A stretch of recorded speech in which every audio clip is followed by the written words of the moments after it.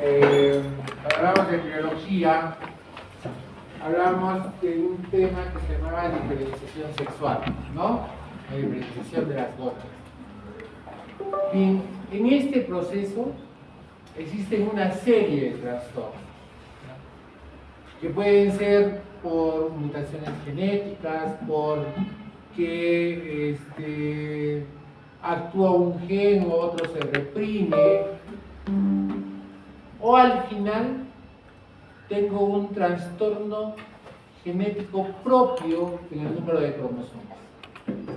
Lo cierto es que vamos a tener una serie de cambios en los cuales va a haber hombres que son mujeres, mujeres que son hombres, hombres con que no responden a los estímulos hormonales, y se producen una serie de alteraciones que se conocen con el nombre de disgenesias gonadales. Estas disgenesias generalmente se van a diagnosticar en la pubertad, sea porque no menstrua la paciente, ¿ya? O sea porque aparecen caracteres que no corresponden al sexo, y empiezan a hacerse una serie de estudios hasta poder establecer cuál es el trastorno que tiene la paciente. Felizmente son raros. Los más frecuentes, como ustedes conocen, son Turner y Klinefelter, pero no son los únicos, ¿ya? Muy bien, jóvenes, 25 minutos, 3:30 termina la exposición. Doctor, buenas tardes, compañeros, buenas tardes. Vamos a presentar el tema de disgenesias gonadales, para lo cual primero vamos a hablar de que las disgenesias gonadales son trastornos congénitos caracterizados por un desarrollo anormal de las gónadas. En el caso de las mujeres se van a presentar gónadas en banda, las estrigónadas. ¿A qué se refiere esto? En el desarrollo embrionario sabemos que se desarrollan tanto testículos como ovarios, pero al no recibir estímulos adecuados para su desarrollo, se sustituyen por una banda de tejido fibroso. A eso se refieren las gónadas en banda, las estrigónadas. Dentro de las manifestaciones clínicas, de manera general podríamos decir que los genitales femeninos que se ven alterados es el tamaño de la vulva, la constitución de la vagina, el útero y trompas, ¿no? En el fenotipo infantil existe una apariencia femenina típica en la infancia, ¿no? Que cuando llega a la adolescencia suele cambiar. Y también se da una falla puberal, ¿no? Que principalmente el motivo de consulta de estos pacientes, cuando no se le ha hecho un screening adecuado en las primeras etapas de la vida, vienen por amenorrea primaria y falta de desarrollo de caracteres sexuales. Ese es el principal motivo de consulta. La disgenesia gonadal 46XX o disgenesia gonadal pura será en una niña con cariotipo 46XX, ¿no? En el cual el desarrollo embrionario es normal, pero los ovarios no se forman adecuadamente, ¿no? Existe una alteración del eje hipotálamo hipófisis gonadal, ¿no? Ya que al no haber ovarios funcionantes, no se va a producir suficiente estradiol, ¿no? Entonces, como no va a haber suficiente estradiol, esto va a llevar a una elevación masiva de las gonadotropinas, lo cual va a causar hipogonadismo hipergonadotrófico, ¿no? Que es ya diagnosticado en la adolescencia. Las causas genéticas identificables son la alteración del gen FSRH, ¿no? Lo cual hace una mutación inactivante que va a bloquear el desarrollo folicular. También el gen BMP15, el cual es esencial para la foliculogénesis, y su mutación va a causar depresión prematura, ¿no? De los folículos. Y otros procesos implicados, podemos tener procesos autoinmunes, infecciones como las parotiditis de la infancia que podrían afectar, y también los infartos gonadales. Siguiente, por favor. Para la disgenesia gonadal o 46XY pura, más conocida como síndrome de Swyer, el problema va a ocurrir durante la diferenciación sexual temprana del embrión, ¿no? Alrededor de la semana 7-8 de gestación. En este caso tenemos que ver el rol del gen SRY, ¿no? El cual va a actuar como un interruptor maestro para el desarrollo testicular, ¿no? Activando el gen SOX9, ¿no? En este caso, las causas del fallo va a ser la mutación del gen SRY, ¿no? Que va a impedir la función de esta proteína.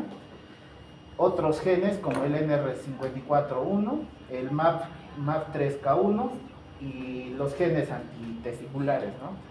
Como la duplicación del DAX1 o el WNT4. Como consecuencia, vamos a tener que, sin señal testicular, por favor, la gónada se vuelve una gónada en banda, es sustituida por tejido fibroso, ¿no? Y esta falta de testosterona y hormona antimülleriana va a permitir la persistencia de los conductos de Müller, ¿no? Desarrollándose útero, trompas y genitales femeninos. Siguiente, por favor. En la disgenesia gonadal por síndrome de Turner, esta va a ser la causa más frecuente de disgenesia gonadal y se va a producir por la pérdida completa o parcial de un cromosoma X.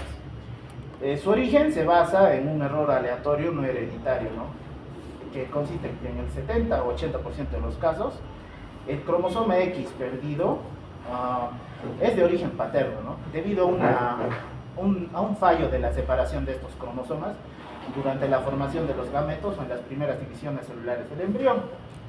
Entonces, para esto se va a requerir la expresión de 2 copias de ciertos genes en el cromosoma X para que exista el desarrollo ovárico normal. La ausencia de uno de estos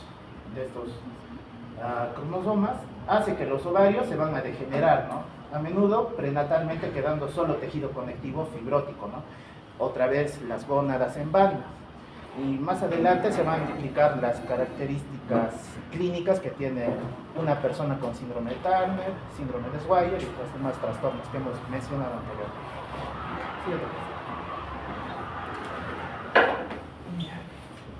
Bien, vamos a hablar un poco de la clasificación y la etiología. Sí, te cuestión, por favor. Bien, como ya hemos visto, entonces la disgenesia gonadal va a ser esa falla en la formación de las gónadas, pero no solamente es a nivel estructural, sino es a nivel hormonal. Entonces es una falla completa, ¿no? Como hemos visto mayormente en las causas y la etiología, van a haber anomalías cromosómicas, ya sea monosomías, mosaicos, translocaciones. Tómenlo los mosaicos como algunas modificaciones, donde existen más líneas de donde no habría, a veces hay cambios. Entonces estos cambios, dependiendo del gen donde afectan, van a generar la interrupción diferenciada gonadal. Estos pueden ser, como ya me habló mi compañero, el CRY, el SOX9, que ellos, por ejemplo, el CRY, que es el que se encarga de la formación testicular, puede tener algunas mutaciones, ¿no? Pero vamos un poco a su clasificación. Su clasificación va a ser por sus, ¿cómo se llama? Por su cariotipo. Entonces vamos a tener los completos, los incompletos. En el siguiente video lo voy a explicar de mejor manera. Y su presentación clínica, mayormente va a ser con amenorrea primaria, una pubertad retrasada. Y como les dije en un principio, los valores hormonales van a estar alterados. ¿Sí? Por favor. Ya, entonces acá vamos a tener los cariotipos.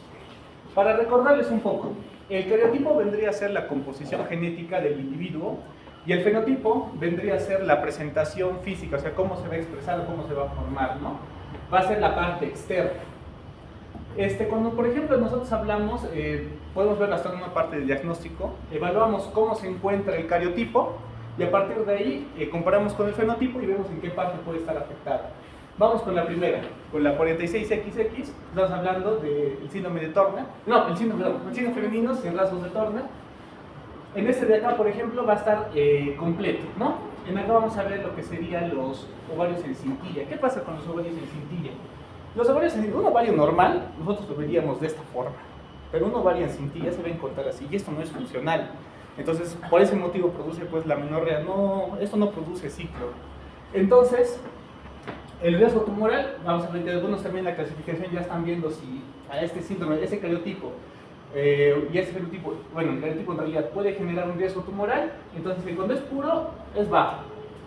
Las hormonas FSH, LH, L2, FSH, LH elevada y 2 disminuidas, ¿no? Y su manejo es una inducción puberal con estrógenos para lo que sería la infertilidad. Tenemos al otro, al 46.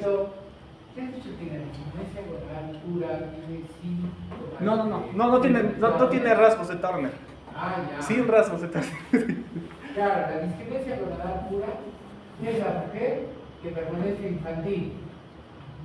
¿Ya? No desarrolla caracteres sexuales secundarios, no desarrolla menstruación porque sus ovarios no funcionan. ¿Ya? Por eso es que la estradiol también es baja. Muy bien, continúa. Sí, en el 46XY, que es la completa o la de Swire, el fenotipo va a seguir siendo femenino y también va a presentar lo que son las gónadas en cinta. Acá lo que es curioso es que, como están viendo, el 46 va a ser XY. Por general eso tendría que ser masculino, pero el fenotipo se va a presentar de forma femenina. Esto puede ser por mutaciones en que mayormente se implica el gen Y. Pero entonces, y esa junta como gónadas en cinta, no va a tener testículo y por lo tanto va a tener esa forma femenina, ¿no? Este sí presenta un riesgo tumoral bastante elevado, con la presencia de gonadoblastoma alto desde un 15 a un 50%. Este gonadoblastoma vendría a ser ese tumor gonadal que va a ser raro, va a ser benigno en sí mismo, va a estar compuesto por lo que serían las células germinales y las células del estroma sexual, y aparece exclusivamente en lo que serían las gónadas disgenéticas, ¿no? Acá vamos a ver al FSH súper elevado, al LH muy elevado, al E2 y al AD disminuido, y el manejo inicial va a ser una gonadectomía profiláctica más un reemplazo hormonal. Tenemos el siguiente genotipo, que es el 46XY, el parcial. Este debería ser masculino, pero puede aparecer como masculino o también de forma ambigua. Vamos a verlo en la presentación del testículo, va a estar disgénico, parcial, o va a haber la gónada en cinta. El riesgo tumoral va a ser moderado, con lo que respecta a la afectación de la Y. Realmente hay que tratar de ver que estos van a ser mucha afectación de la Y. O bien está o bien no está. O está alterado, ¿no? Los andrógenos van a estar disminuidos y el FSH y el LH van a estar variables. Mayormente su manejo va a estar enfocado en la reconstrucción genital y también un poco en la supresión nodal, porque ya tiene un poco de riesgo de generar un tumor. Vamos al genotipo cuando es 45X o 46XY. Acá falta uno. Este es el síndrome de Turner. Este va a ser ambiguo, ambiguo femenino, ¿no? Una gónada disgenética de un lado, un testículo, otro puede estar en estérico, o sea, otro puede estar en cinta. Hay un alto riesgo de gonadoblastoma de un 15 al 30%. El FSH va a estar elevado, el LH va a estar elevado y esto puede variar según el fenotipo. Acordemos que el fenotipo es como se presente ¿no? Si va a estar presentando caracteres sexuales femeninos, va a ser ambiguo. Esto se va a tratar con una gonadectomía precoz, si el fenotipo es femenino o la Y va a estar presente.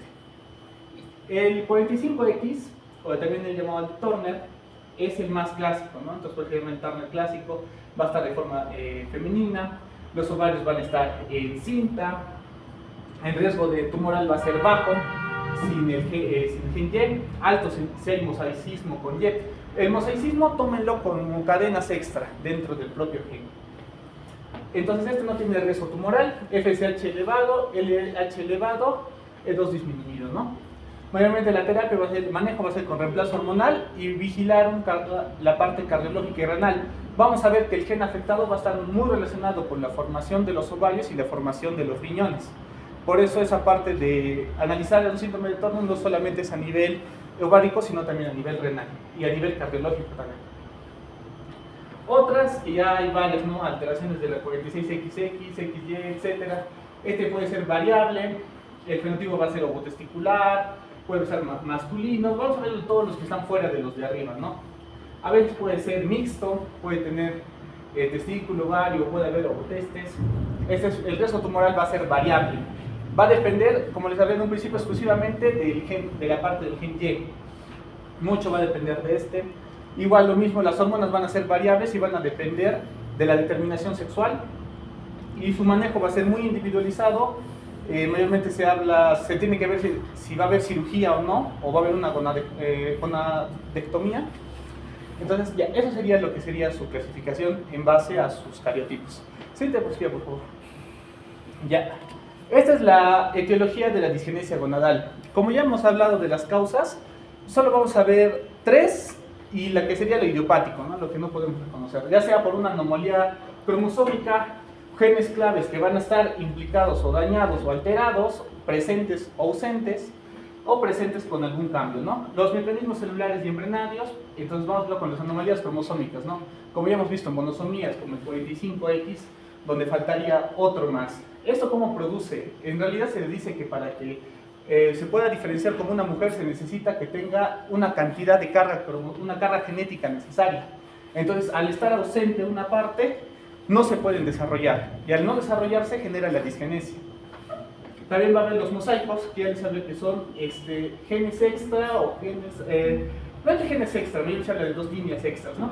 El reordenamiento... ¿Qué cosa es mosaicismo? Lo había leído, doctor, como que en el gen aparecen 2 líneas genéticas extras, además de las normales, que al momento de ser, ¿cómo se llama? Procesadas, generan fallos, generan alteraciones. Porque había otro que era el reordenamiento, donde una parte del ADN, o sea, donde tendría que haber, no está, o está en otro sitio, y eso también genera un fallo en la formación. Eso también se ve, por ejemplo, en el CRY, donde, por ejemplo, había visto un caso clínico donde simplemente la mujer tenía rasgos femeninos, pero era un hombre, y al hacerle su evaluación genética, se había visto de que en esa parte al evaluar el gen, había habido unas líneas extra que no debían estar. Eso es lo que... A ver, de lo que están exponiendo, ¿qué cosa es mosaicismo?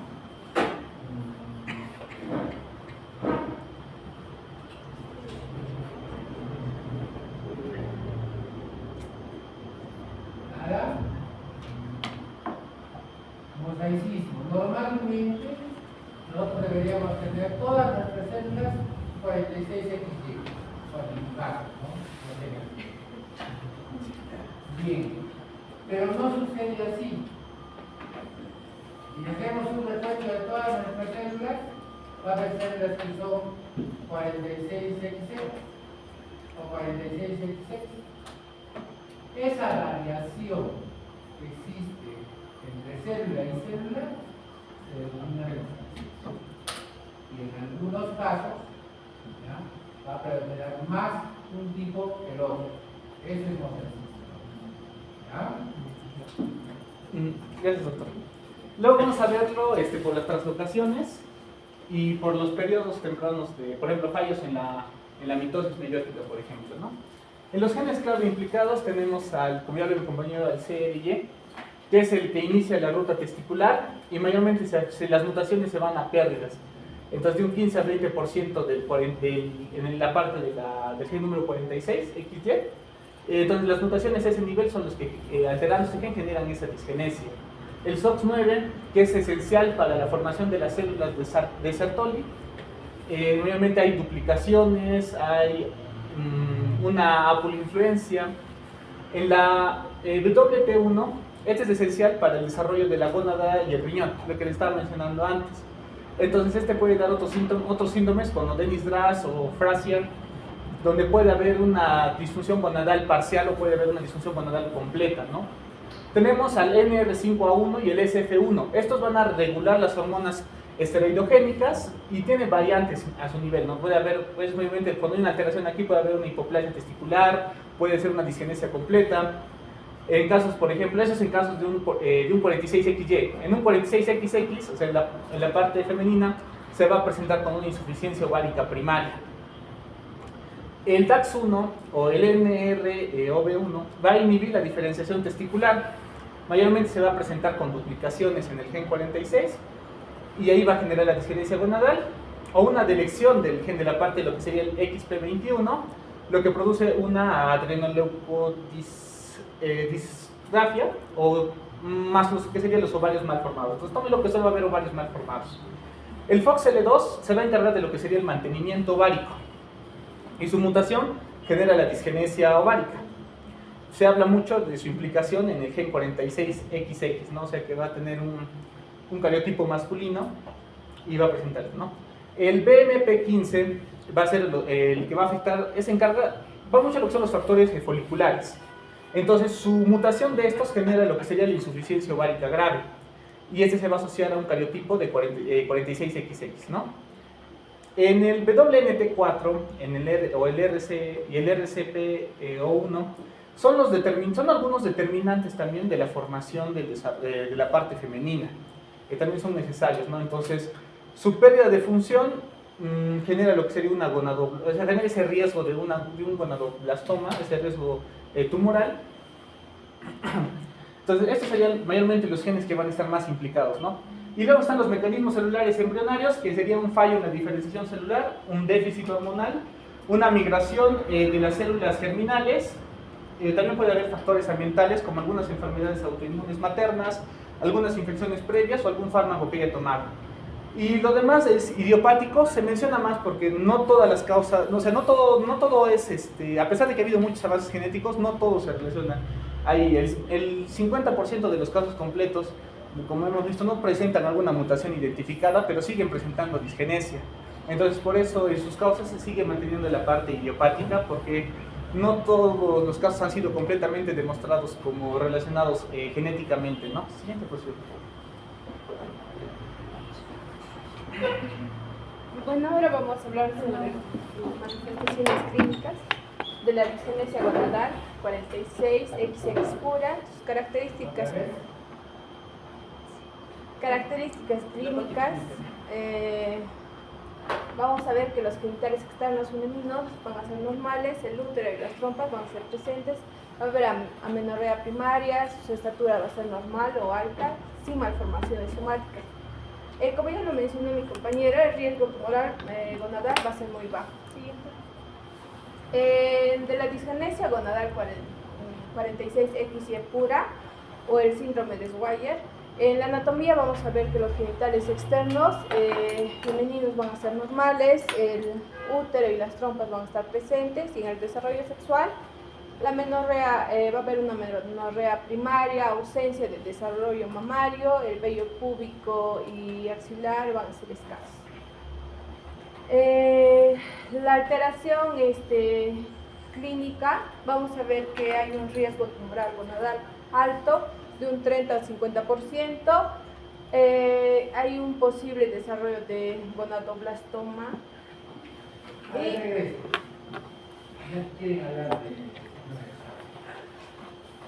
Regresa. Muy bien. Explícame por qué se produce. No, la siguiente, por favor.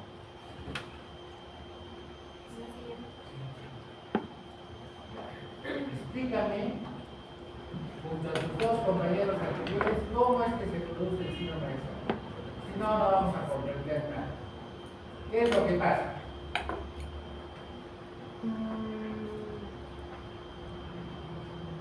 Una diferenciación sexual temprana del embrión. Hay una diferenciación temprana del embrión sexual. ¿No?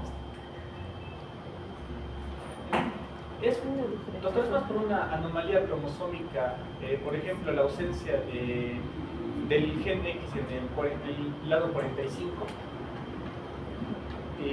mayormente alteraciones del gen CRY también. ¿Pero qué pasa, pues? Díganme. Explíquenme todo el mecanismo.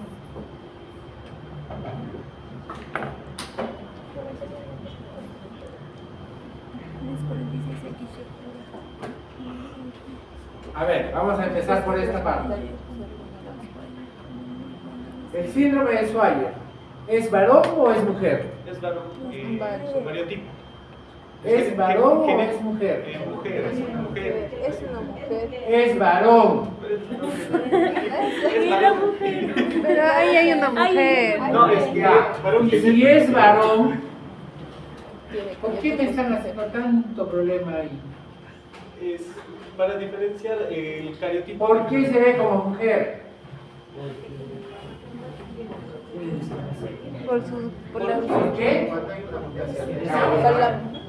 ¿Por qué? Por una mutación del gen, no, por una alteración del gen CRY. ¿Qué pasa? Cuando no existe una inhibición adecuada del SOX, del gen SRY, por el desarrollo del gen 4, entonces ahí es donde se desarrollan caracteres femeninos. ¿Qué es lo que predomina? ¿La diferenciación masculina o la diferenciación femenina? La feminización Femenino, predomina. No, la diferenciación masculina. ¿Ya?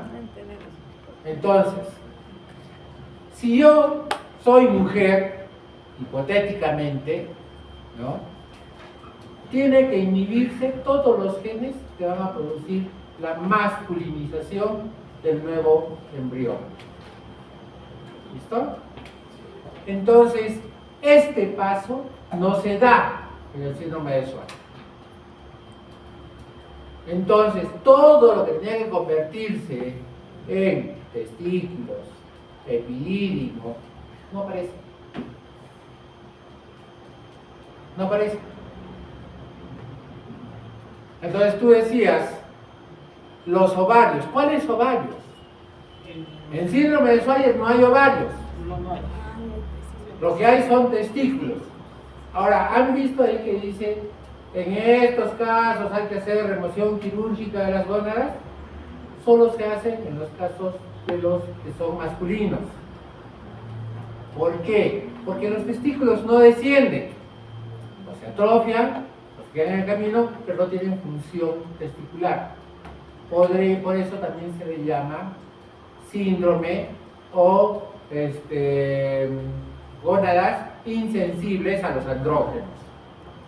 ¿Ya? Y entonces, ¿por qué hay que sacarlos? Porque estos hacen cáncer a los 15, 16 años por el sitio donde están. Por eso hay que sacarlos. Por eso dice que hay que hacer una gonadectomía. Entonces, en el síndrome de Schwann es un varón cuyos testículos no responden a los andrógenos. ¿Ya? Pero tampoco responden a los estrógenos porque no son ovarios. ¿Listo? Esta paciente no menstrua. Tiene caracteres femeninos, pero no tiene vagina. ¿Ya? No tiene útero. ¿Ya? No lo puede tener porque es un varón. ¿Ya? Pero el influjo masculino, la testosterona, los andrógenos, la hormona antimuleriana, que acá juega un papel importante, no se expresan. Continúe. La disgenesia gonadal por síndrome de Turner, sus características básicas son los genitales externos femeninos van a ser normales, el útero hipoplásico presente, va a haber una menorrea primaria, ausencia del desarrollo mamario y el vello púbico axial van a ser variables. En este caso va a ser la talla baja, características, sus malformaciones van a ser somáticas, el cuello va a ser alado, pterigio, tórax ancho, pezones separados, cúbito largo, línea de cabello baja en la nuca y edemas manos, pies al nacer.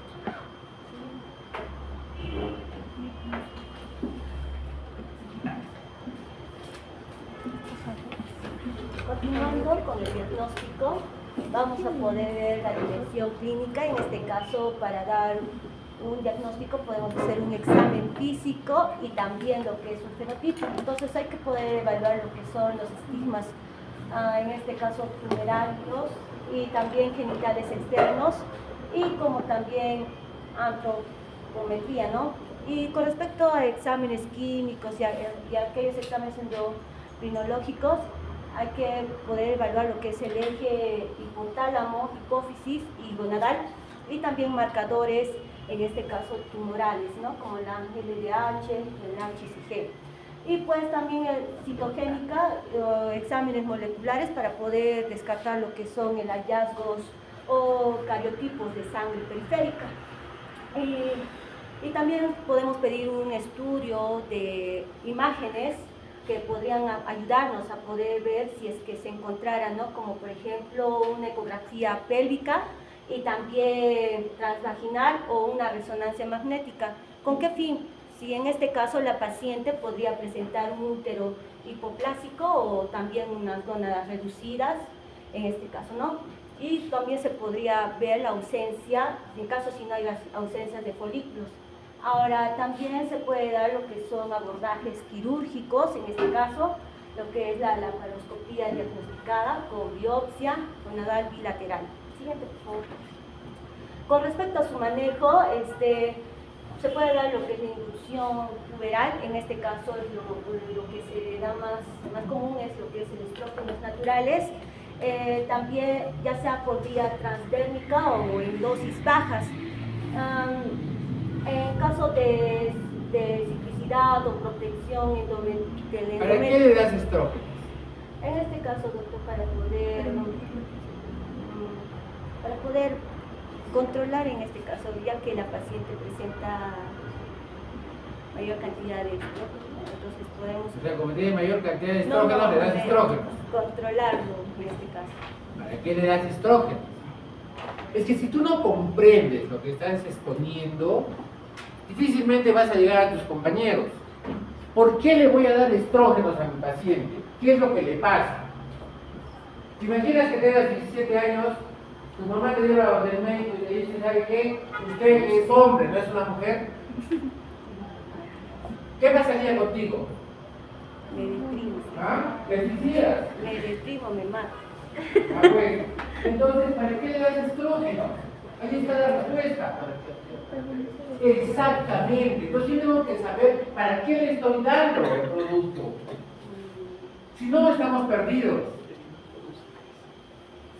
Continúe. Ya, también se le puede dar lo que son los manejos quirúrgicos, en este caso lo que son la gonadotomía bilateral, laparoscópica, lo que es inmediato para el diagnóstico, que si existe, ya sea persistente, ¿no?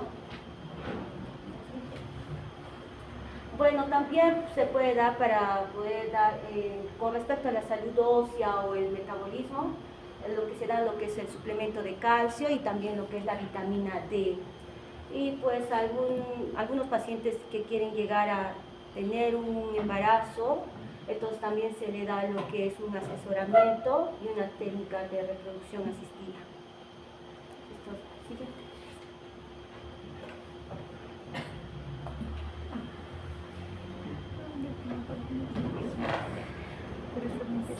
Ha estado bien bajita la presión. Muy bajita, no hay un buen conocimiento. No veo que se estén preocupando por tener una buena exposición.